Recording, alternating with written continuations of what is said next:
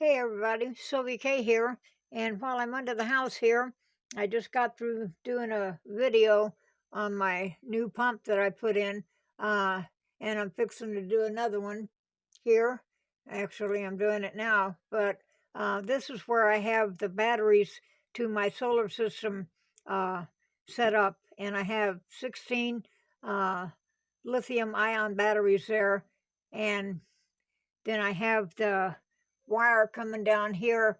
Um, so if need be, I'll be able to charge my batteries and my system with a generator. I have this Ryobi generator down here that I have been using to charge my batteries whenever need be. But ironically enough, even with all the rain we've had here, I haven't had to charge my batteries at all. Uh, but you absolutely must have a battery or a generator if you're going to have a solar system, because should there ever be periods of rain, and you're not getting any sun, especially in the wintertime, there's going to come a time where you're going to absolutely have to charge your system. Hey everybody, Sylvia K here, and today I want to talk a little bit about uh, solar energy. As everyone is aware, and if you're not, you need to come out of the box. Uh, with things going on in the Strait of Hormuz here in Hawaii, gas is almost $6 a gallon, and it's just going to get higher. And when you live off grid in Hawaii, um, when I first moved here, we didn't even have power poles, and so and the solar industry over 40 years ago wasn't what it is today. And so, if you didn't have a generator or 12-volt batteries with um, a couple of little dinky solar panels that they used to sell at the time, then you pretty much lived in the dark. But and 2 years ago, you could get a temporary pole without having a building permit. And even to get a temporary pole, you have to pay $2,500 to have a pole brought in. And the average electric bill in Honolulu is over $400, and here on the Big Island, it's about $250 to $300 a month, and it's just going to keep on ticking up. So even though we get a lot of rain here, I have found that even in the rainy months in the wintertime, and now it's just getting more and more rain or more and more drought, and you take your pick. Either way, I haven't had to charge my system very much.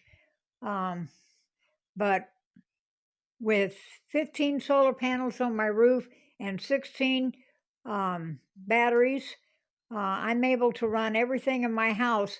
And that's not to say that I get greedy and just um, switch on a switch and think nothing about it, because after having no power for the longest time and then having a little power, and now I have a lot more power, I'm still very aware of the energy that I consume. But my system will run this um, cooktop here, and my refrigerator,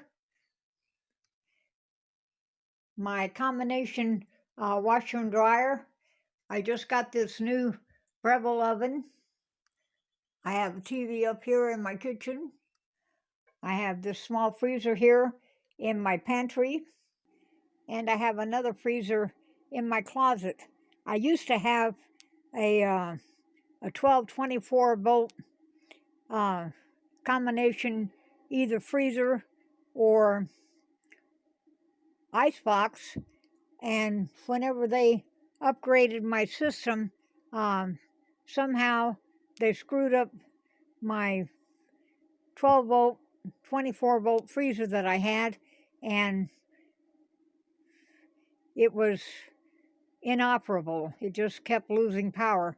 So I moved it out to the woodshed, and I'm hoping to be able to hook it up again pretty soon. This is my solar inverter here, and then my fuse box. I don't have a big gigantic solar setup, but most people think when they have solar that they can just use it all the time. Well, when you have a solar system, that's exactly what it relies on. It relies on the energy from the sun. And so when God's making it, I'll be taking it. And I do not take advantage or disadvantage of having power. I turn off everything that is plugged in, that's continually using power, whether it's on or off.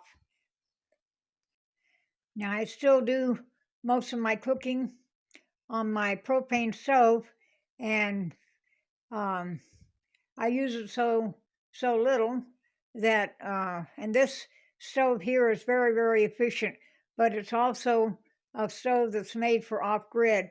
Even though it has electronic ignition and lights that come on for the panels here, the oven light, you don't need any power to operate it. I also have a propane instant water heater, and the consumption on it is so low that it takes me a long time to ever use up a 5-gallon tank of propane. I just recently got me another generator, and the generator that I have further under the house, I'm going to use that to charge my system whenever it needs to be charged.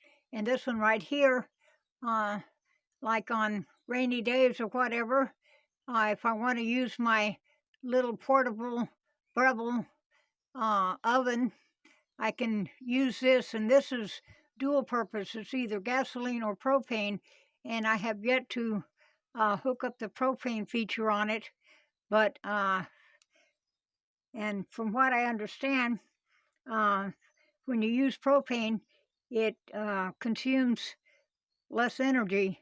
And I got this one also because it's remote control, and I have yet to use it, but I'm sure it'll work just fine.